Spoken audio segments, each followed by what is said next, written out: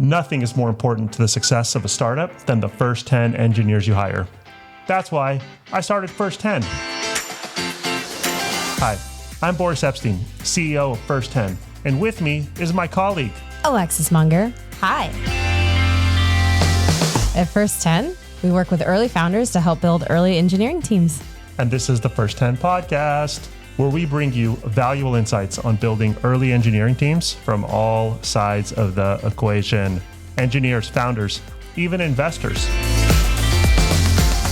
On today's episode of the First 10 podcast, we're talking to Josh Inkenbrandt. That was a fun conversation. Yeah. You know what I liked about Josh and his view of the world is he kept coming back to the importance of relationships. Mm-hmm. I mean, this is someone who was, considering Instagram and Pinterest, before they both kind of blew up, right? So there is no wrong way. Yeah. But Pinterest ended up being the route he went with because of the relationships and because of how he felt he would kind of fit in and belong and, be a part of the team given, where he was at that stage in his life. And so that was, a meaningful decision criteria for him. He ended up, joining. And then as the company grew and evolved, so did his relationships with his coworkers and with his team. And he then went on to go, start a company with some former coworkers. And then he ended up coming back because, Pinterest ended up, was working on something new that involved some people who he enjoyed working with. And now he's building something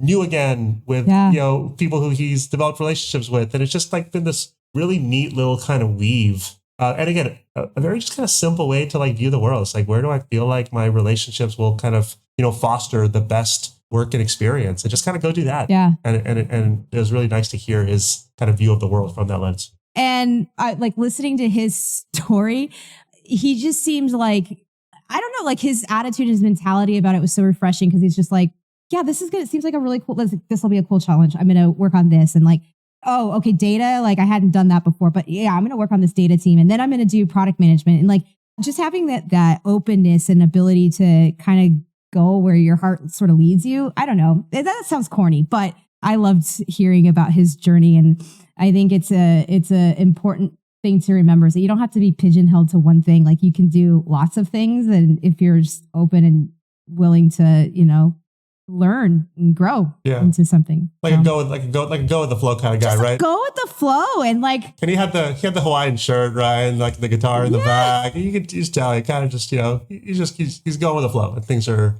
flowing in a good direction, it seems like. Yeah. I mean, I don't know. I feel like people who have that great energy about them, the good things come out of it. A wonderful story to hear.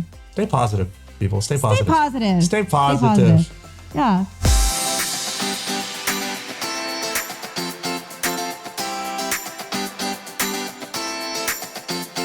Our guest today is a true builder, someone who's been in the trenches since the early days of Pinterest. He was not only Pinterest's first front-end developer, but he eventually became the product manager for the data team and later also the developer platform. He has been a key figure in several important internal Pinterest projects, including, but not limited to, a rewrite of their web platform, an internal analytics app, the developer portal, several spin-off apps, and much, much more. But that's not all. This is a guy who knows a thing or two about taking the leap and building his own ventures. He co-founded Klutch, a platform for gamers. He was also part of the founding team for How We Feel, an app that helped researchers at the Yale University Center for Emotional Intelligence build predictive models to identify likely COVID-19 positive individuals through self-reported surveys. Josh's second stint at Pinterest ended just a couple years ago, and he's currently in stealth mode, cooking up something very special. Josh Inkenbrandt, welcome to the First 10 podcast. Wow. Thank you for having me. Appreciate it. Yeah, absolutely. How did we do with that? That was a killer scale of intro. 1 through 10. That was a killer intro. I was on the edge of my seat, actually. Very good. Thank you. Yeah. Just in delivery or accuracy as well? It was accurate. Yeah, it was accurate. Yeah. It was a great summary. I actually forgot about half of that stuff. So it was a good reminder. That's great. Good. Well, there you are, literally. That's awesome. Okay. Kicking things off on a very important note, Josh. So our research tells us that you happen to have an expertise in smuggling Sour Patch Kids into movies. Oh, interesting. what actually is the best way to smuggle Sour Patch Kids into movies? Oh man, I don't know where you found that. I hope it wasn't on YouTube. I really hope it wasn't. One trick is just to put it in your pocket. Yeah, or just carry it right through the door, and you don't even need to really do that anymore. That's so funny. I can't believe you. I wonder if that's an old YouTube. I got to find that one and take it down. I've been slowly finding them and taking them down through the years. That's hysterical. Yeah, our producer he does all the snooping and then tells us these things in advance. That's good. But yeah, that it's out there. There's material on that. I also have a name that is. There's probably only one person with my name, so it's pretty easy to Google, and it has a trail of a lot of stuff, which is not so good for me, actually. It's frightening. I know. I feel the same. This was actually very good because I'm going to the movies this weekend, and I love Sour Patch Kids, and so this is actually very helpful. That's funny. It's useful info. The other thing that this is one that I'm interested in actually. There is a Pinterest board of yours, I think, with a lot of sneakers in it. And I happen to love shoes. And I'm just curious to know how many pairs of sneakers you personally own. Well, it's going to be disappointing because I was more of a pinner than I was a collector or buyer. Yeah. So, you're going to be disappointed. I probably only have like 5 pairs of sneakers. Something. Yeah. I'm at about the same, but I think it's more like I'm a creature of habit, and there's shoes that I just really like wearing, and I can't imagine finding another pair that I love as much. But I also have some in boxes that I've never worn that I'm too scared to wear because they'll get dirty. Oh, wow. Yeah. Wow. Yeah. I wear only white shoes, and all my shoes all look the same. They're all Ons, and they all are basically the same thing. And I just rock those ones. Yeah, they're great. Yeah, that's awesome. Okay. Well, you heard it here first. Okay, cool. So jumping into some work stuff. So your first stint, it looks like, was as a co-founder for a service called Thrift. Yeah. Sounds like you described that as a way to help small businesses share their promotions through social media. But was that your first ever job, and what kind of itch was that trying to scratch for you? Oh, that's funny. Yeah, it wasn't a job per se. I did have somebody I was building it with, but it was mostly just me building it. And it was at a time, I think this would have been like around 2010, somewhere around there. And I was just getting good enough at writing code to think maybe I could build something that I could try to turn into a business or, so I had a friend that this is when I lived in Kansas City, that I sort of co-founded this with, and we built it up. But the idea was, at the time, it was a way for businesses to promote stuff on social media, where if people retweeted or shared on Facebook, we would sort of track that. So we would know that somebody had done it. And in return for sharing or tweeting, these people would get like a coupon they could take to the business, to the brick and mortar they could use to redeem some stuff. So yeah, we ran like a little pilot with our local coffee shop, and it actually worked and did pretty well. And then we ran another little pilot with a local Hooters. This is so cringe, but there's a business that was willing to try it, and not a single person redeemed anything. And I was just like, this is a terrible idea. I'm not going to work on it anymore. So that was sort of the idea. And then it drove me up to try to basically find my way out to San Francisco if I could, and get like a real, do like a real job. I was going to start somewhere. How did you get into programming? I'm always curious about this. Yeah. So I was homeschooled. My parents, they basically just, whenever I was interested in, they tried to help me, whatever that direction was. So it was music for a while, like playing drums and making music and stuff. And then, they saw that I was really into computers. So they kind of funded that for me, probably went into a considerable amount of debt also to just get me a computer. But I had like a iMac when I was 15, around 2000, the blue shell ones. Yeah. And I was learning how to just build stuff in Flash. You remember Flash, right? Yeah. So I was doing stuff in that because it was sort of creative and fun. And that just there was just sort of a desire to create stuff with that. I just thought it was so cool that you could write some text and then it would make something and you could share it with people, and then eventually I could make stuff that people could interact with and then eventually connect with other people. So yeah, it was just, I think the fact that my parents bought me a computer and let me sort of like get books from Barnes and Noble on how to write stuff, because this was kind of before a lot of stuff was on the internet for how to build stuff. So I would get actual books from the bookstore, and yeah, that was sort of the path for me. That's awesome. That's really cool. Did that impact? So I know we talked at some point. You didn't earn a formal CS education. How did self-learning compare to those who did earn CS degrees, and how did that impact any of your early beginnings? Well, I would say when I lived in Kansas City, I worked at an agency, and I was doing Flash development and then eventually sort of CSS and HTML, like front end development. And I felt pretty confident. I felt like I was pretty good. I was really interested in the work, so I was learning a lot, and I just spent a lot of time doing it. So I enjoyed it. Probably thought I was the smartest person in the room at that time. And when I moved out to San Francisco, I got a job at a startup called Rdio, which was music, like a Spotify before Spotify was in the States. And I quickly realized I was like the dumbest person in the room. And it was like a pretty sharp contrast between sort of being sort of self-taught, and then even the interview process. I don't actually know why they hired me, but I felt like I totally bombed that, just because there were some questions that were a little bit more academic, and I didn't go to school for it. So I didn't really know a whole bunch of sort of fundamentals in CS. I only knew how to kind of make stuff. And so there was a pretty big contrast with that. But I will say I got a huge advantage, because I got to work with people who are really smart and learn from them. And so my journey for programming has just been having an opportunity to work with really, really, talented and smart people, and just try to pick their brains, and just always be learning. Yeah. So there is a definite route to being able to get into these, great technology companies and great engineering organizations via either route, right? Going formal education and self-taught route. I think so. And at the time, it wasn't common for people to hire people without CS degrees.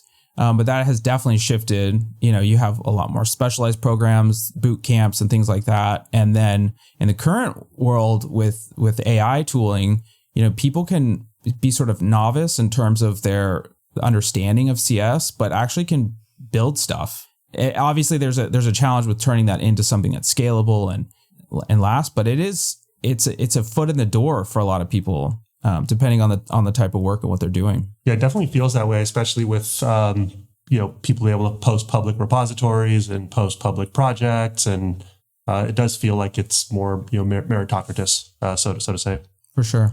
So I'm curious. So we talked about you joining Pinterest pretty early. I read somewhere that had Pinterest and Instagram to consider together. Yeah. How did those two opportunities come about at such an early time in their tenure? How did you get to know them? How did they get to know you? Yeah. And then what ultimately leads you in Pinterest's direction? Well, yeah, one of the beauties of being in Silicon Valley or San Francisco is it's actually pretty small. And back then it was I think even a smaller community of sort of builders and stuff. And so I was just introduced to Kevin Systrom because I really loved Instagram. I had built this web API thing for it, which I named Inkstagram, like my name. It's actually so cringe now that I think about it. But I had this thing called Inkstagram before I moved out here. That was just a web API, or it used Instagram's API, and it was just a web viewer for your photos and stuff like that. And so when I came out here, I was really excited to meet, these people if I could. And I had a friend that I worked with at Rdio who was friends with Kevin. And so he introduced me and we, got coffee, and kind of later that year, I think it was 2011, I just kind of reached out to Kevin and we started an interview process, and I went there and worked in their office and met Mikey and all the guys there. And it was a great team. And at that time they were in South Park, which was really kind of nice in the city. And I lived in Alameda, so I would take the ferry over regularly. And Pinterest reached out to me around that same time. I was already pretty far down the interview process with Instagram. And so I decided to go just see what it was about. And they were in Palo Alto at the time, which was like a horrible commute, actually. It was like one of the things that was not exciting to go and consider. But Pinterest was just one of these places. It's hard to describe the sort of culture that was there. I think Ben and Evan have very unique and very different personalities in many ways. And there was just a bit of this, like, it just made for a place where people were respectful and excited to work on this thing. But a lot of them had families. I have kids. And so this was like a sort of a better fit, I felt like.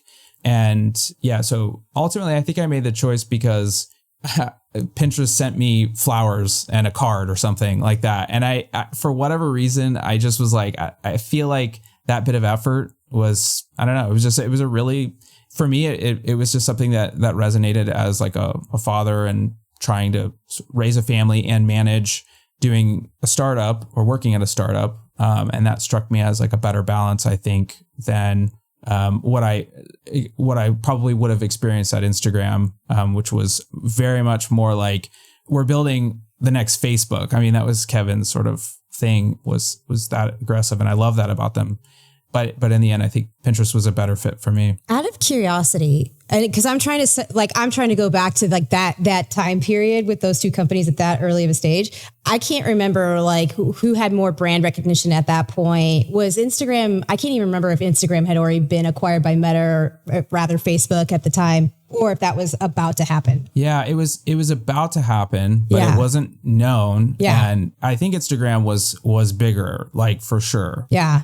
Just because it was like the App Store had been around for a little while, and Instagram was like the first real social media app that got big. I feel like. I mean, Twitter existed as well, but Instagram really kind of only ever existed as an app. Yeah. And they were like the first sort of big one there. So it was a couple months. I don't actually know the timing exactly, but it was a little bit before the acquisition, and they had just raised were closing a big round. Yeah. And Pinterest, I think, had closed around at the end of 2011, and I joined in February 2011 or 2012. I'm so sorry. Yeah. It's a blur now. It all blurs together. That's why I'm like, wait, what, was Instagram already part of Facebook at that point? I can't even remember these things now. Yeah. No. Just kind of bring it back, connect a little more to the story. So at that time, we were running a recruiting firm. We were called Bink at that time.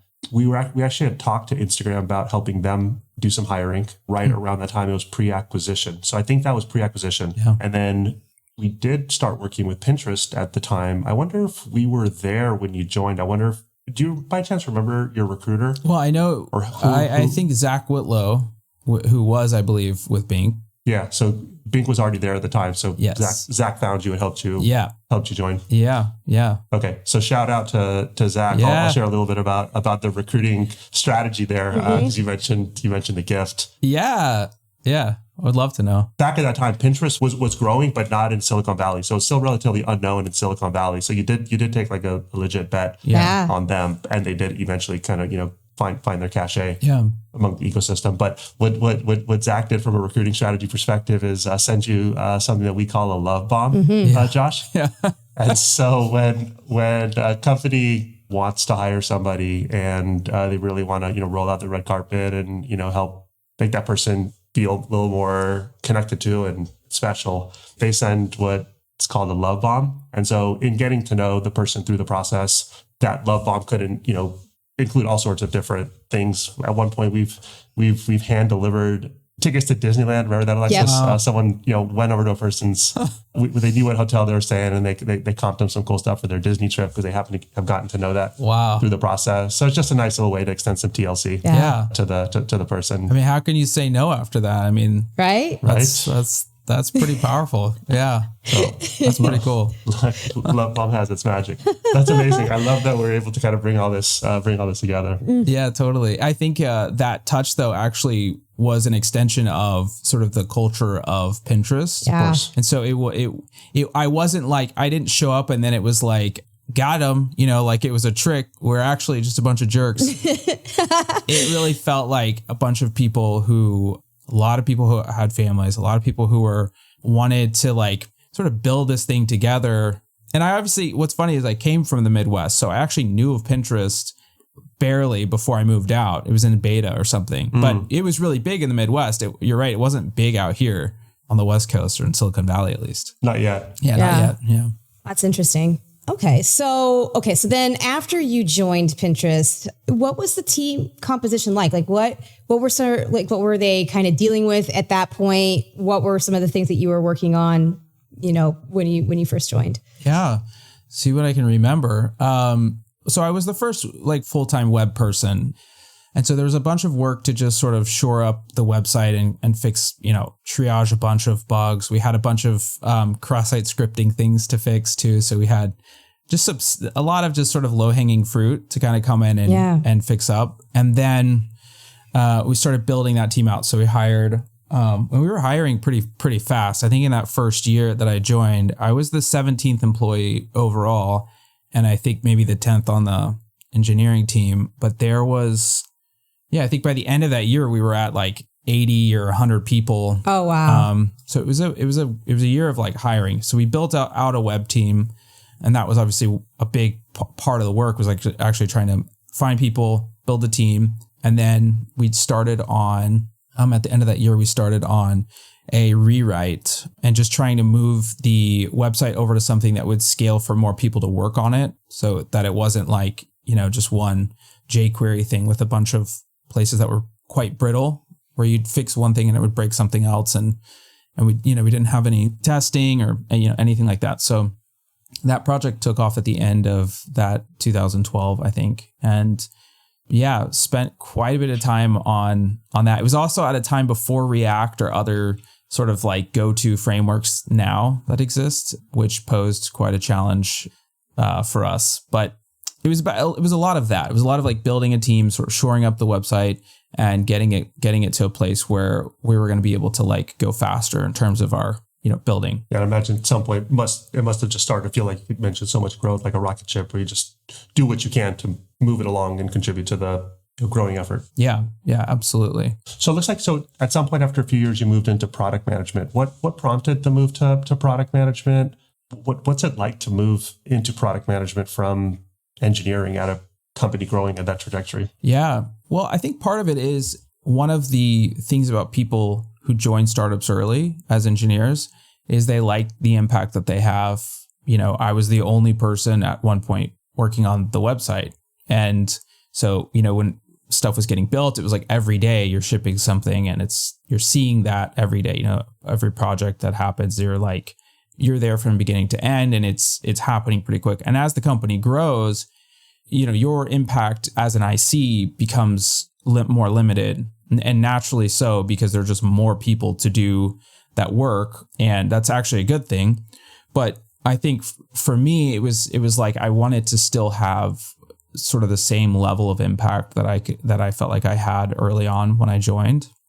And I didn't want to move into as an engineering manager because it just really wasn't something I felt like. I felt like if I was being honest, I like IC work, I like building, and I felt like it would be better for me to move over to product where I'm not necessarily managing people, but I'm sort of leading projects and managing at that level.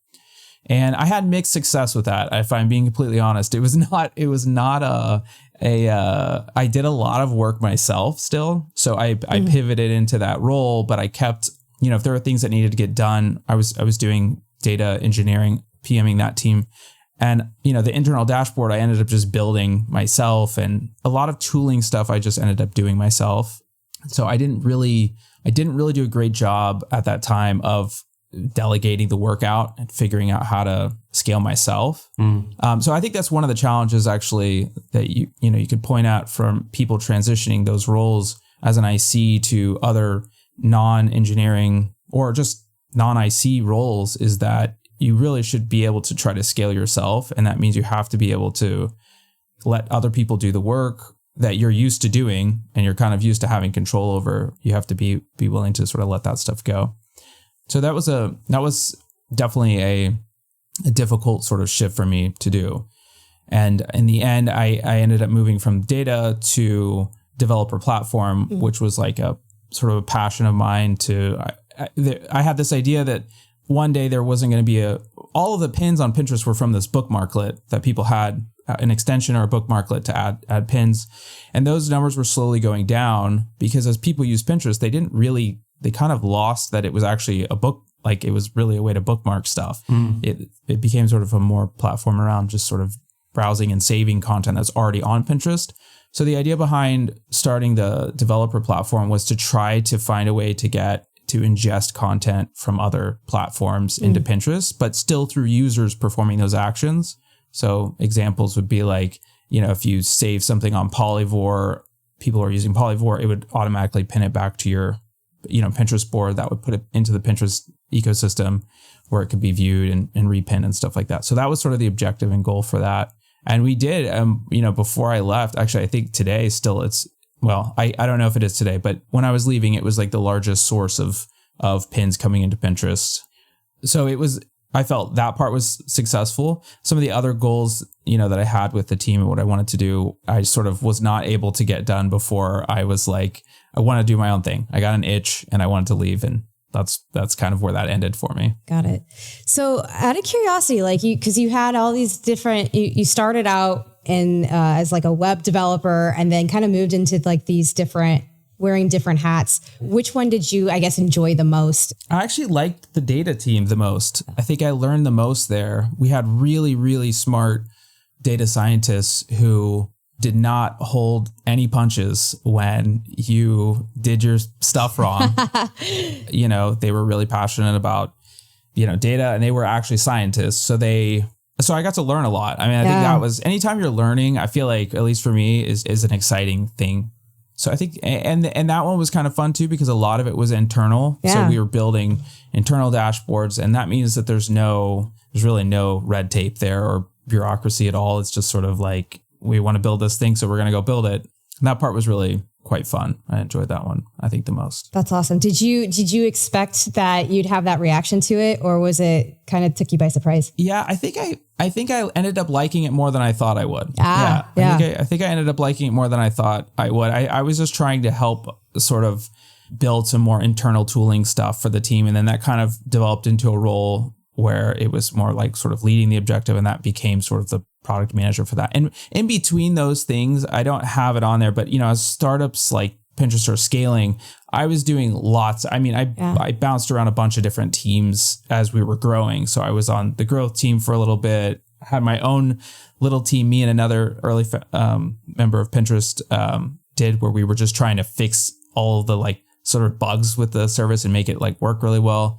And that was the person that I went on to co-found Klutch with afterwards. Wow. So I did move around a bunch, but it sort of settled out as Pinterest got bigger and, landed in some roles. There's so much opportunity in that. I mean, like just all the things that you can get exposure to simply because there's nothing siloed. There's no rules. Yeah. You can, kind of get into stuff that you wouldn't have thought of. That's awesome. Totally. That has to be a massive benefit of joining something early stage and then kind of catching them in such a growth trajectory, right? You must have had great trust with leadership, and they must have respected you and your abilities enough to be able to give you that space to try out different roles and take on different growth opportunities. Yeah, that must be such a nice benefit. Yeah, and I have a lot of gratitude for it now. I don't know if at the time I was aware of how fortunate I was to be able to navigate through that. But I think one thing that was really cool about Pinterest is we really focus on cultural hires. Like we did a lot on that front, and we focused pretty heavily on that, which was nice because it meant that as people came in, if there wasn't like a exact fit, there was wiggle room to like find, sort of other teams or other roles. And part of that was just making sure that everybody who joined Pinterest was like not a jerk and was great to work with. That was like sort of the table stakes. We passed on people who probably were really, really smart and intelligent, but seemed like they wouldn't be, a great fit in terms of the culture we were trying to build there. I remember like love for the product was a really big kind of value of Pinterest. Like they were really unapologetic about making sure that everyone who joined had some affinity for what was being built, which was a contrast to other companies that were fine bringing people in if they were, just kind of met some sort of standard of ability. Yeah. I think it's true too that early on, you really need those people. Like the early group of people that are working on it need to like care about it and use it. and you can specialize later. Once you get bigger, then you can bring on people who all they care about is scaling a system. They don't even care what the system is. They don't even care what the product is. They just, they care about this problem, which is like solving a particular, scaling issue or a technology issue or something like that. Unless your product is literally a technology product, I think you need people who love the product, who believe in it. And we got into all kinds of, I don't know how many times we would get into, as a team would be like debating about where the direction Pinterest should go. And that's actually a good sign. It's like people are engaged with and care about the product and where it could end up. Yeah. And we see that. I mean, Alexis and I recruit for early startups right now. And we see that as a kind of, common attribute across the board. Like, it's a requirement to be passionate about whatever the company happens to be building, because the founders are, some other semblance of the early team are, and it would just stand out way too much for someone to join because they thought there was upside or because they thought the team was good. Like, those are important too, but the passion for the product and whatever's being built just seems critical at that early stage. Yes. So I'm curious. So you moved on to start Klutch, and then you Boomerang back to Pinterest. What was it like leaving? And then what were the kind of, circumstances like to compel you to come back? Curious for yourself, and then for, someone else who might have left the company, thinking about how to think about rejoining. Yeah. So I had I was in a moment in life where I did this startup and it was a lot of fun. We actually had like quite a bit of traction for, it was in a weird spot where we either go and raise a bunch of money and keep going with it. It had enough traction that we couldn't just sort of pivot away or give up on it. But I was at a point in my life where I was actually about to get remarried. I had gone through a divorce. I had some personal like life stuff where I was just like, I need to have, I can't probably be doing the startup thing like this at this level. And Pinterest was actually had become, over those 2.5 years or so that I was gone, had become a lot more of a big company. But I still had Ben and Evan were still there, and Naveen, and like all these people who were, a lot of early people had sort of risen to the top of the ranks too. So there were people that I knew and I trusted and I thought had really good head on their shoulders and cared about Pinterest and where it was going. And so just before I put feelers out to look at like what other places I would consider, and at that time it would have just been any other big, probably tech company, I just reached out to some people at Pinterest and asked, like, I was just sort of like saying, hey, I'm looking at doing this. I would be interested in coming back if that's a thing, but I'm just throwing it out there as, and they were like, yes, come back. We're going to build a new team that's going to do sort of the startup within Pinterest.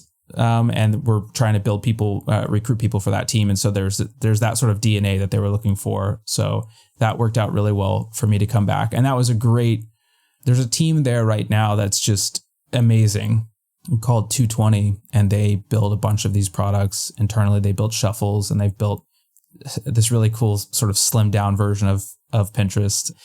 But like, it's that sort of ability to like have a team inside of a big company that can like a labs and kind of explore and build and try things. That was really appealing for me to come back to. That's cool. And so I was on that for a while, and then I kind of got the itch again after I think I was there for 4.5 years again, something like that. And I was like, I think I want to do my own thing. So yeah, but it's a great company. I don't think I'll go back a third time. That would be shameful almost, We'll have to see. 2027, I think, is when we'll find out, right? About 4 years-ish. That's really cool. And I was looking around, I was looking into the 220 team at Pinterest. It sounds really interesting. But then that led me to the emotional well-being app that you guys built. I actually just downloaded today and I was playing around with it. It's so beautiful and so fun to use. It's great. Yeah. I'd love to hear more about how that came to be. That was it started as a COVID tracker. This is one of Ben's, it started as like a pet project of Ben. And it was like, COVID was full on. This is 2020 kind of like, so the idea here was to sort of take this survey. It started literally as a COVID like survey tracker. This data then was used for researchers and for research purposes during the pandemic to try to make sense of it and help wherever we could at that time. I mean, it was a fog of war, actually. Now that I think about it, I can't even remember the first part.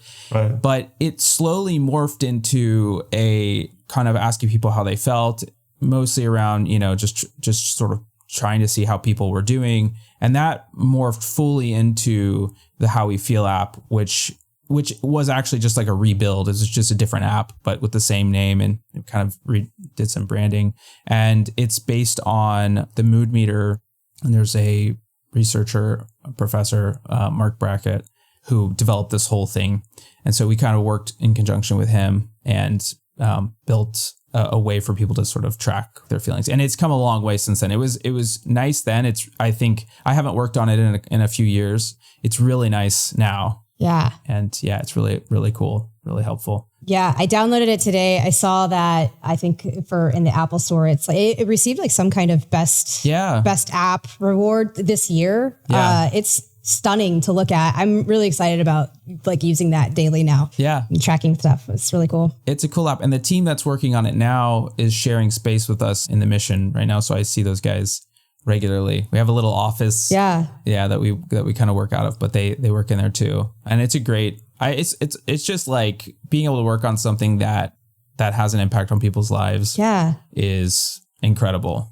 I mean, it's just incredible to be able to do that. And then all the people that came together to make that app, that's such a cool network of people to have around you as well, just to bounce ideas off of. I mean, all of that's so crucial. Yeah, totally. Well, sounds like you made an impact on Alexis's life. I'm already feeling better. A +1 to that. Yeah, that's great.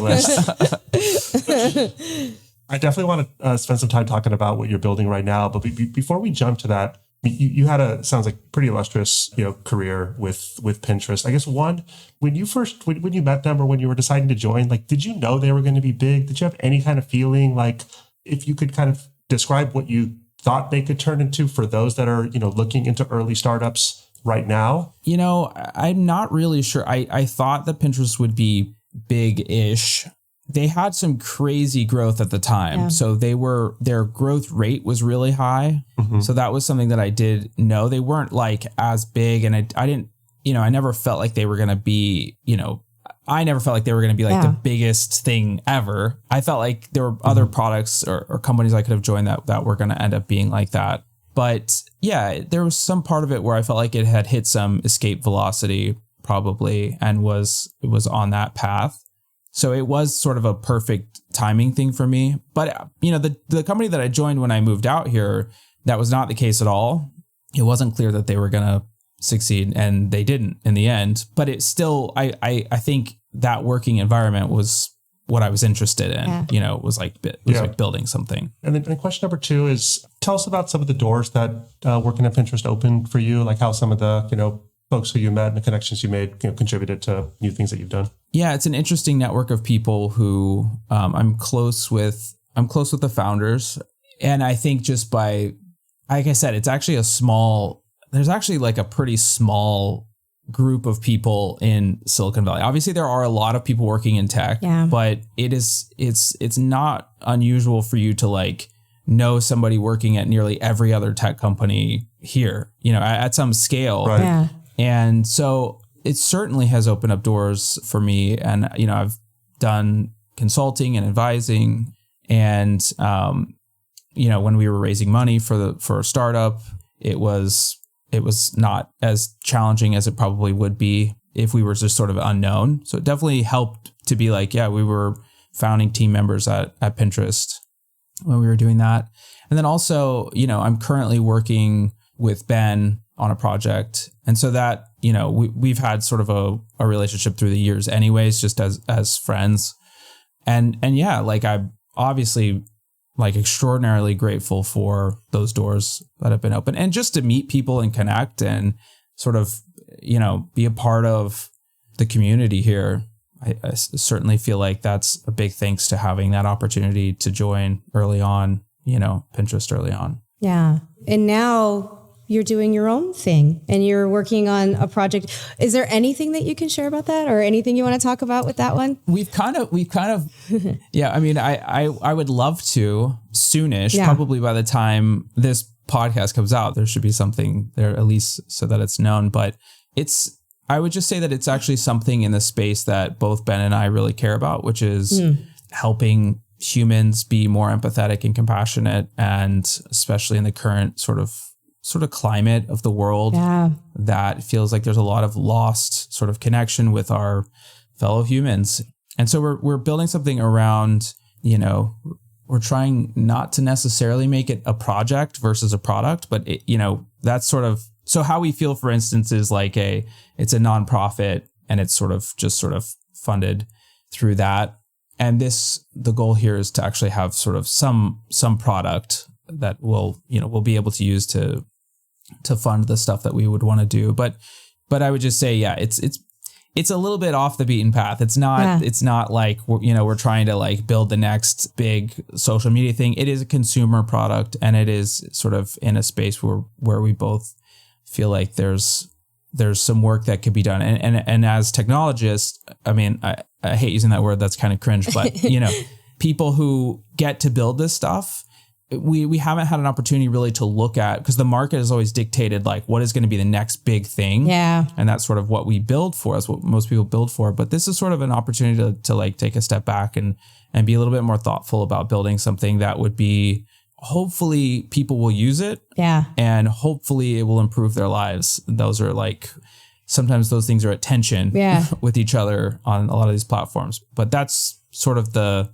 very broad word cloud of a description. So it sounds like it has the kind of makings of something important. The world could certainly use some of what you described, entailing. Yeah. So excited to see what that looks like. Yeah. And if there is something out by the time this comes out, let us know, and we'll make sure to include it. Yeah, for sure. And we could maybe even tack on in a minute or two to share more about it. That'd be cool. Yeah. Is there anything we didn't ask that you would like to share about, or you think would be important for the world to know? I don't really I feel like a little bit of imposter syndrome. I don't really feel like I know that much other than I've done a lot of going to companies, like working and trying to build stuff. And I would say like my advice to people that, find themselves in a position where maybe they don't have the same education, so they're not able to compete in that area, would just be that, if you kind of self-start stuff, if you make things that you can show people, so you make prototypes, you build, you use public APIs, and you just build stuff, and you build it because you like doing it. I mean, ideally, but it's something that people will kind of see and use. In my experience, when we're hiring people, that's like that's literally the best heuristic to use, is to see what they built, Yeah. So I would encourage people who are kind of trying to figure out how to get their foot in the door with anything like that. Even if it's a big company now, they're a lot more open to hiring people who, if you have any sort of online presence, if you've built anything, have no online presence anymore. But, for people who are starting that, I think that's a huge thing, is to be able to show your work and show people what what you can do. That's great advice. So there's that. I love that. That's going to headline the pod right there. Okay. The last question.